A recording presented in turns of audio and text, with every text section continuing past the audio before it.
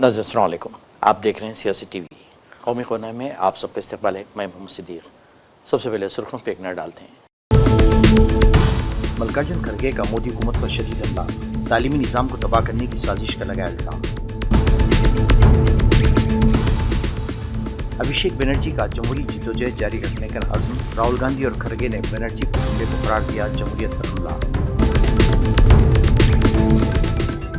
NEET paper leak मामले पर मुल्क भर में बेचैनी, बिहार में तलबा का जबरदस्त एहतजाज, बेरोजगारी के खिलाफ हुकूमत को दिया इंतबाह। मुल्क अवाम की ताकत से मुसलसल आगे बढ़ा है, मन की बात में वज़ीर-ए-आज़म मोदी का दावा। यूपी और दिल्ली में बड़े पैमाने पर निलामी कार्रवाइयां, हवा में तशवीश की लहर। नहीं देती सुर्खियां, अब खबरों की तफसील पेश है। कांग्रेस सदर मल्लिकार्जुन खड़गे ने तालीमी निज़ाम, इम्तिहानात में बेज़ाब्तगियों और नौजवानों के मसाइल को लेकर मोदी हुकूमत पर सख्त तनकीद की है। सोशल मीडिया प्लेटफॉर्म एक्स पर जारी एक तफसीली पोस्ट में इन्होंने कहा कि हुकूमत ने मुल्क के नौजवानों को बददुनवानी के जाल में फंसाकर तालीमी निज़ाम को ख़त्म करने की कोशिश की है। मल्लिकार्जुन खड़गे ने अपने पोस्ट में कहा कि हुकूमत नौजवानों को एग्ज़ाम वॉरियर बनाने की बात कर रहे हैं, लेकिन जब तलबा ने सवाल उठाए तो उन्हें मुख्तलिफ अलक़ाबात देकर निशाना बनाया गया। इन्होंने कहा कि central board of secondary education के इम्तिहान देने वाले तलबा हों या कौमी अहलियत व दाखिला इम्तिहान के उम्मीदवार, नौजवानों को मुसलसल मुश्किलात का सामना करना पड़ा है। मल्लिकार्जुन खड़गे ने दावा किया कि मुल्क में हज़ारों सरकारी स्कूल बंद किए गए और तालीम के बजट में मुसलसल कमी की गई। उनके मुताबिक नौजवान जब भी अपने मसाइल के लिए सड़कों पर आए, नई नस्ल ने अपनी आवाज़ बुलंद की तो उनकी बात सुनने के बजाय उन्हें दबाने की कोशिश की गई। तृणमूल कांग्रेस के कौमी जनरल सेक्रेटरी और लोकसभा रुकने पार्लियामेंट अभिषेक बनर्जी ने इतवार के रोज़ ऐलान किया है कि वो जमहूरियत और आइनी अक़दार के दिफा के लिए अपनी जिद्दोजहद जारी रखेंगे। उनका यह बयान मगरबी बंगाल में इन पर हुए मुबैना हमले के बाद कांग्रेस लीडर राहुल गांधी की तरफ से मिलने वाली हिमायत के एक दिन बाद सामने आया। अपने व्हाट्सएप चैनल पर शेयर किए गए एक पैगाम में बनर्जी ने एकजहती का इज़हार करने पर गांधी का शुक्रिया अदा किया और इस बात पर जोर दिया कि अपोजिशन जमातें जमहूरी इदारों के तहफ़्फ़ुज़ और आइन की बालादस्ती को बरकरार रखने की कोशिश में मुत्तहद हैं। अभिषेक बनर्जी ने कहा कि राहुल जी, आपकी तशवीश और मुसलसल हिमायत का शुक्रिया। हम हिंदुस्तान की रूह की हिफाजत करने, उसकी जमहूरी इदारों का दिफा करने और हमारे आइन में दर्जे अक़दार को बरकरार रखने की अपनी लड़ाई में मुत्तहिद और पुरअज़्म हैं। मगरबी बंगाल के सोनारपुर में तृणमूल कांग्रेस के रुकने पार्लियामेंट अभिषेक बनर्जी पर हमले पर मुख्तलिफ सियासी जमातों के रहनुमा रद्दमल का इजहार कर रहे हैं। राहुल गांधी ने भी इस वाक़े पर रद्दमल जाहिर किया है। राहुल गांधी ने कहा कि सोनारपुर में रुकने असम्बली अभिषेक बनर्जी पर हमला इंतहाई काबिल मज़म्मत है और रुकने पार्लियामेंट पर हमला सिर्फ एक फ़र्द पर हमला नहीं है, ये इन लोगों पर हमला है जिन्होंने उन्हें मुंतखब किया और जमहूरियत पर जो हमारी मुश्तरका मीरास है। इस दौरान मगरबी बंगाल के ज़िले बगली में वाक़ चंडी तला पुलिस स्टेशन के सामने आज इस वक्त कशीदगी फैल गई जब तृणमूल कांग्रेस के कल्याण बनर्जी की क़यादत में अपने गिरफ्तार लीडरान और कारकुनान की रिहाई का मुतालबा लेकर मेमोरेंडम देने पहुंची। Hindi news portal ABP news पर शाये खबर के मुताबिक मुजाहिरीन ने उन्हें घेर लिया, काले झंडे दिखाए, नारेबाजी की और मुबैना तौर पर उन पर हमला कर दिया गया। हालांकि इस दौरान सिक्योरिटी एहलकारों और साथियों ने कल्याण बनर्जी को बचाने की कोशिश की, लेकिन वो अपना सर पकड़कर सड़क पर गिर गए। किसी भी नाखुशगवार सूरत-ए-हाल से निपटने के लिए मौके पर भारी पुलिस फोर्स और मरकजी सिक्योरिटी फोर्सेस को तैनात कर दिया गया। Which is 50 kilometer distance from Chonditola police station. There was 10 or 15 BJP goons with saffron that cloth. All of a sudden shouted slogans and created a rivalry atmosphere. They were abusing me, but I was proceeding. And that point of time, a stone was thrown at my head. It is now 2 hours ago. Yes. Yes.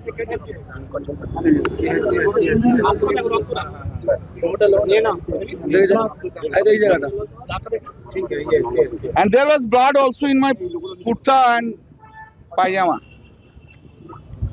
I had fallen down on the road.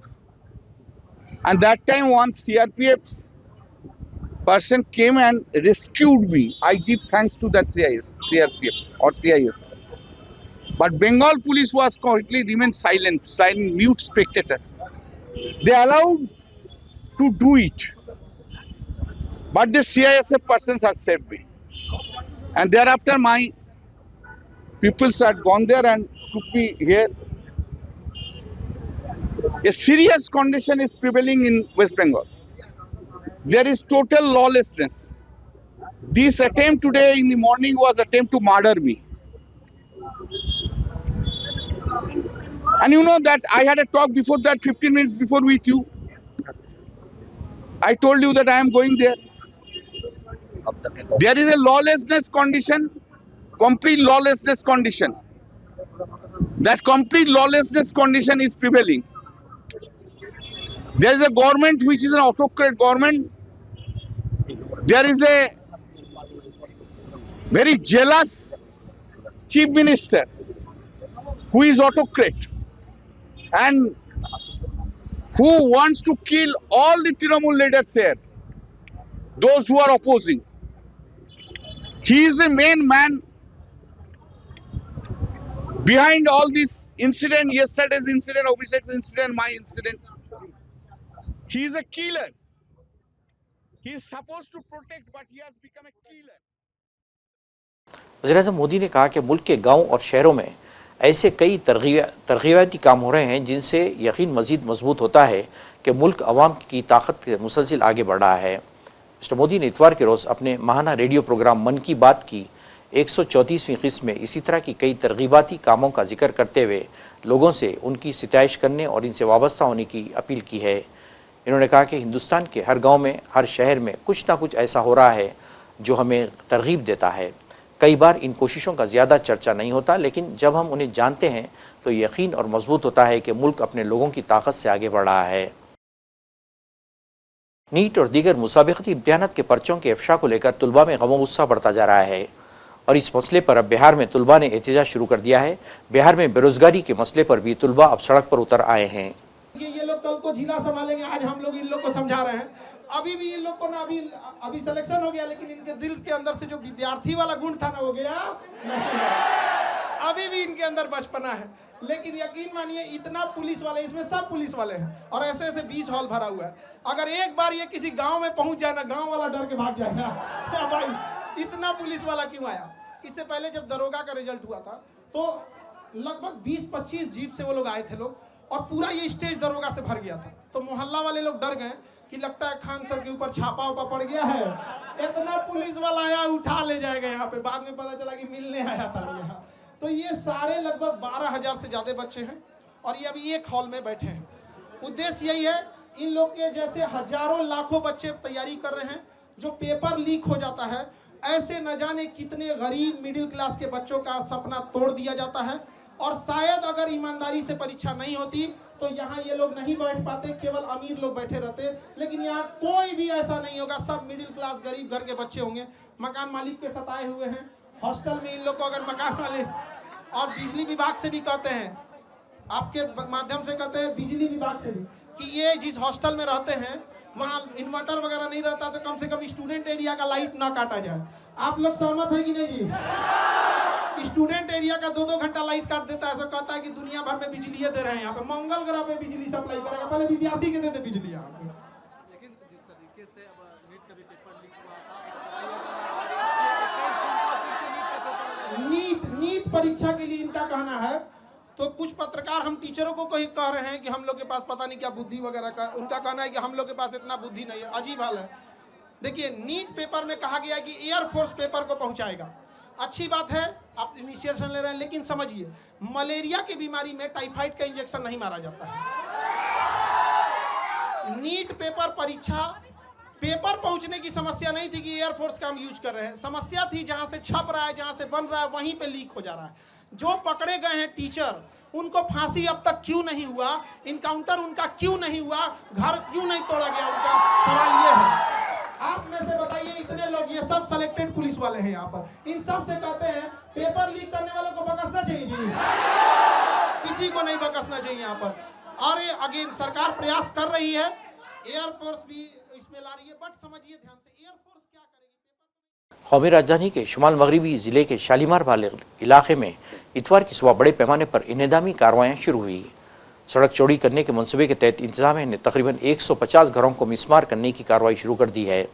मुहिम के लिए इलाके में security के सख्त इंतजाम किए गए हैं। किसी भी बदअमनी से निपटने के लिए बड़ी तादाद में दिल्ली पुलिस और नीम फौजी दस्तों को तैनात किया गया है। इसमें रोड ये बना था, उसी अगली कार्रवाई के तहत यहाँ पर रहने वाले लोगों को हमने नोटिस इशू किया था। उस नोटिस के अगेंस्ट में यहाँ के लोग हाई कोर्ट गए थे। माननीय हाई कोर्ट के आदेश के तहत हम लोगों ने यहाँ के जितने भी लोग रह रहे थे सबसे क्लेम्स एंड ऑब्जेक्शंस मांगे।